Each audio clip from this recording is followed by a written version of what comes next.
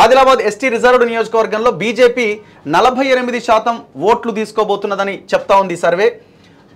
కాంగ్రెస్కి 37% ఓట్లు వచ్చే అవకాశం ఉందట. అండ్ దెన్ బీఆర్ఎస్కి కేవలం 9% ఓట్లు వచ్చే అవకాశం ఉందట. అదర్స్ 4%. ఇక్కడ బీజేపీ 11% ఓట్ మెజారిటీతో గెలిచే అవకాశం ఉందట. అంటే ఆదిలాబాద్లో బీజేపీ గెలవబోతున్నది. పెద్దపల్లి ఎస్సీ రిజర్వ్డ్ నియోజకవర్గం 31% ఓట్లు బీజేపీకి, 37% ఓట్లు కాంగ్రెస్కి, 24% ఓట్లు బీఆర్ఎస్కి, 8% ఇతరులకి. సో మొత్తానికి ఇక్కడ కాంగ్రెస్ 6% ఓట్లతో గెలిచే అవకాశం ఉందట. కరీంనగర్లో 44% బీజేపీ, 26% కాంగ్రెస్, 21% బీఆర్ఎస్ ఓట్లు షేర్ చేసుకునే అవకాశం ఉంది.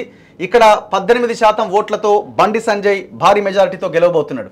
నిజామాబాద్లో బీజేపీ 42% ఓట్లు, కాంగ్రెస్కి 36% ఓట్లు, బీఆర్ఎస్కి 16% ఓట్లు, ఇతరులు 6% ఓట్లు. మొత్తానికి ఇక్కడ ధర్మపురి అరవింద్ 6% ఓట్లతో మెజారిటీతో గెలిచే అవకాశం కనిపిస్తూ ఉన్నది. జహీరాబాద్లో 41% ఓట్లు బీజేపీ, 35% కాంగ్రెస్, 20% బీఆర్ఎస్, ఇతరులు 4%. సో జహీరాబాద్లో కూడా బీజేపీ 6% ఓట్లతో గెలవబోతున్నదట. నెక్స్ట్ మెదక్ విషయానికి వద్దాం. మెదక్లో 37% బీజేపీ, 35% కాంగ్రెస్, 24% బీఆర్ఎస్, 3% ఇతరులు. సో ఇక్కడ కూడా బీజేపీ గెలుస్తుందా? రెడ్ మార్క్ పెట్టినారు. 2% ఎడ్జ్ లో రఘునందన్ రావు ఉన్నట్టుగా ఈ సర్వే చెప్తున్నది. మల్కాజ్గిరి విషయానికి వద్దాం. మల్కాజ్గిరిలో 44% బీజేపీ, 28% కాంగ్రెస్, 22% బీఆర్ఎస్, 6% ఇతరులు. సో దీంతో 16% ఓట్లతో ఈటల రాజేందర్ మంచి మెజార్టీతో గెలవబోతున్నారు. సికింద్రాబాద్లో 40% బీజేపీ ఓట్లు, 38% కాంగ్రెస్, 17% బీఆర్ఎస్, 5% ఇతరులు. సో ఇక్కడ కూడా బీజేపీకి 2% ఎడ్జ్ కనిపిస్తూ ఉన్నది. నెక్స్ట్ చేవెళ్ల నియోజకవర్గం విషయానికి వద్దాం. చేవెళ్లలో 43% ఓట్లతో కొండా విశ్వేశ్వరరెడ్డి, 32% ఓట్లతో రంజిత్ రెడ్డి, చేవెళ్లన 18% ఓట్లతో కాసాని జ్ఞానేశ్వర్, 7% ఇతరులు. సో ఇక్కడ కొండా విశ్వేశ్వరరెడ్డి బీజేపీ 11% ఓట్లతో గెలిచే అవకాశం ఉందని చెప్తున్నారు. మహబూబ్ నగర్ విషయానికి వద్దాం. మహబూబ్ నగర్లో 45% ఓట్లతో బీజేపీ, 37% ఓట్లతో కాంగ్రెస్ పార్టీ, 15% ఓట్లతో బీఆర్ఎస్, 3% ఓట్లతో ఇతరులు. సో ఇక్కడ డీకే అరుణ 8% ఓట్ షేర్తో ఆమె బయటపడే అవకాశం ఉందట. సో ఇది షాకింగ్ చెప్పాలి కాంగ్రెస్ పార్టీకి ఒక రకంగా, ఎందుకంటే ముఖ్యమంత్రి సొంత నియోజకవర్గం ఇందులో ఉన్నది. నాగర్ కర్నూల్ ఎస్సీ రిజర్వ్డ్ నియోజకవర్గం 33% ఓట్లతో బీజేపీ, 42% ఓట్లతో కాంగ్రెస్, 20% ఓట్లతో బీఆర్ఎస్, 4% ఇతరులకి. సో మొత్తానికి కాంగ్రెస్ పార్టీ 9% ఓట్స్తో ఇక్కడ బయటపడబోతుంది. నాగర్ కర్నూల్ ఎవరు? మల్లు రవి. కానీ ఇక్కడ ఇంట్రెస్టింగ్ ఫ్యాక్టర్ ఏంటంటే బీజేపీ సెకండ్ ప్లేస్లో ఉంది 30% ఓట్లతో, 33%. నెక్స్ట్ నల్గొండ విషయానికి వద్దాం. నల్గొండలో బీజేపీ 21%, కాంగ్రెస్ 43%, బీఆర్ఎస్ 28%. సో ఇక్కడ కాంగ్రెస్ 22% ఓట్లతో గెలవబోతున్నది భారీ మెజారిటీతో. So I think 1 lakh 2 lakh majority వస్తుంది అనుకుంటా. 2 lakhs వరకు మెజారిటీ వస్తుంది. సో ఇక్కడ ఇంట్రెస్టింగ్ ఫ్యాక్టర్ ఏంటంటే బీజేపీకి 21% ఓట్లు వచ్చినాయి. ఇది మామూలు విషయం కాదు. భువనగిరి విషయానికి వద్దాం. భువనగిరిలో 27% ఓట్లతో బీజేపీ, 46% ఓట్లతో కాంగ్రెస్, 21% ఓట్లతో బీఆర్ఎస్, 5% ఓట్లతో ఇతరులు.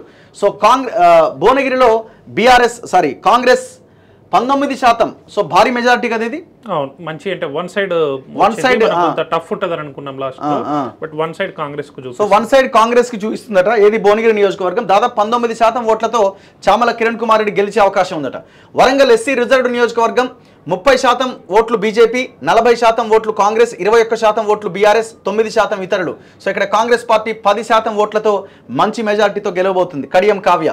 నెక్స్ట్ మహబాద్ ఎస్టీ రిజర్వ్డ్ నియోజకవర్గం 23% బీజేపీ, 41% కాంగ్రెస్, 26% బీఆర్ఎస్, 10% ఇతరులు. సో ఇక్కడ కూడా మహబాద్లో కాంగ్రెస్ బంపర్ మెజారిటీ 18% ఓట్లతో గెలవబోతున్నారు. ఖమ్మంలో 21% బీజేపీ, 47% కాంగ్రెస్, 22% బీఆర్ఎస్, 10% ఇతరులు. 26% ఓట్లతో ఖమ్మంలో కాంగ్రెస్ గెలవబోతున్నది. అంటే ఇది కూడా బంపర్ మెజారిటీ, దాదాపు ఒక 3 లక్షలు క్రాస్ అయ్యే అవకాశం ఉంది ఖమ్మంలో రఘురామరెడ్డి మెజారిటీ. నెక్స్ట్ హైదరాబాద్ విషయానికి వద్దాం. హైదరాబాద్లో 31% BJP, 11% Congress, 7% BRS, 49% MIM. So MIM 18% ఓట్లతో బీజేపీ అభ్యర్థి మాధవీలత మీద అసదుద్దీన్ ఓవైసీ భారీ మెజార్టీతో గెలవబోతున్నాడు. ఇక నెక్స్ట్ తర్వాత చూద్దాం ఇది ఈ రెండు. సో ఫస్ట్ లోక్సభ మనం డిస్కస్ చేద్దాం. సో ఎందుకంటే మనం తెలంగాణ బేస్ ఛానల్ మనది కాబట్టి సో ఇది తెలంగాణ ప్రజలు నిర్మించిన ఛానల్ కాబట్టి 17 నియోజకవర్గాల మీదనే మనం ఎక్కువ ఫోకస్ చేద్దాం. సో అందులో భాగంగా ఇప్పుడు 17 నియోజకవర్గాల్లో మొత్తం ఎన్ని ఇచ్చినారు? 17 నియోజకవర్గాలు. ఒక్క నిమిషం మార్క్ చేద్దాం. కింద రాసినట్టున్నారు కదా. యా 7 +or -2 +or -2 బీజేపీకి 2% ఎడ్జ్ చూపెడుతుంది. కానీ మనకు సబ్జెక్ట్ టు కరెక్షన్ సర్వేలో ఒక 3% వరకు మనం కరెక్షన్ పెట్టవచ్చు. ఓకే. సో 1% ఓట్లన్నా మనకి ఏ పార్లమెంట్లో అయినా మినిమం 10 లక్షల ఓట్లు పోలేదు. అసెంబ్లీకి 2 లక్షల ఓట్లు అనుకున్నా 7 అసెంబ్లీలు కలిపితే 14 lakhs ప్లస్ మినిమం ఓట్స్ ఉంటాయి. సో 1% ఓటు తేడా వచ్చినా కానీ మనకు 10,000 మెజారిటీ తోటి కింద మీద అయ్యే అవకాశం ఉంది. ఇది మనకు 2019 ఎలక్షన్ లో కూడా మనకి ఇది జరిగింది. మనం 2019 ఎలక్షన్ లో చూడొచ్చు. 2019 ఎలక్షన్ లో 1 2 3 4 5 పార్లమెంటు సీట్లు 2019 లో 5 పార్లమెంటు సీట్లు 1% ఓటు తేడా తోటి కింద మీద మీరు చూస్తే జైరాబాద్ చూడండి 6,000 ఓట్లు. అంటే మీకు ఇది 6,200 అంటే 8 లక్షలు. ఇది ఒక 1 లక్షం 10 లక్షలు అంటే 1% అంటే 10,000. 1% కంటే తక్కువ ఓట్లతోటి జహీరాబాద్ పోయింది, మల్కాజ్గిరి పోయింది, భువనగిరి పోయింది. అండ్ ఇది కూడా 1% చేవెళ్ళ కూడా. చేవెళ్ళలో ఓట్లు ఎక్కువ కదా, 5 లక్షల 5 అంటే 1% ఓట్ల తేడా తోటి 3 సీట్లు ఎఫెక్ట్ అయినాయి. 2% ఓట్ల తేడా తోటి 4 సీట్లు ఎఫెక్ట్ అయినాయి. 10,000 మల్కాజ్గిరి కూడా రేవంత్ రెడ్డి.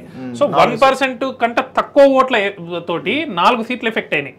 సో 2% తోటి ఇంకొక సీట్ ఎఫెక్ట్ అయింది, అది నల్గొండ. అంటే ఉత్తమ్ కుమార్ రెడ్డి గెలిచింది కూడా 2%, నియర్లీ 2% తోటే గెలిచిండు. సో మనకు ఎర్రర్ కరెక్షన్ 3% వరకు ఉంటుంది. మనం ఏ సర్వే చేసినా, ఎంత అక్యురేట్ సర్వే సంస్థతో తీసుకున్నా. సో మనకు సికింద్రాబాద్ అండ్ మనకు ప్రజెంట్ ఈ పార్లమెంట్ ఎలక్షన్ లో జరిగిన దాంట్లో సికింద్రాబాద్ అండ్ మెదక్ 2% లీడ్ చూపిస్తుంది కాబట్టి సో 3% అటు ఇటు అయినా 1% వేరియేషన్ ఉంటుంది. సో కాంగ్రెస్ గెలవచ్చు, బీజేపీ గెలవచ్చు. సో ఈ 2 సీట్లలో మనం టఫ్ కాంపిటీషన్ ఉందని +or-2 అన్నాం. కాంగ్రెస్ బట్ ఎడ్జ్ మాత్రం బీజేపీకి ఉందని మనం చెప్పొచ్చు. బీజేపీకి ఉంది. మనం లాస్ట్ అనాలిసిస్ మనము లాస్ట్ సర్వే పైన మాట్లాడలేదు. ఎందుకంటే ఈ 1వ తారీఖు వరకు ఎలక్షన్ కమిషన్ సర్వేల మీద, ఎగ్జిట్ పోల్స్ మీద నిషేధం విధించింది. మనం కేవలం అనాలిసిస్ చేసినాం.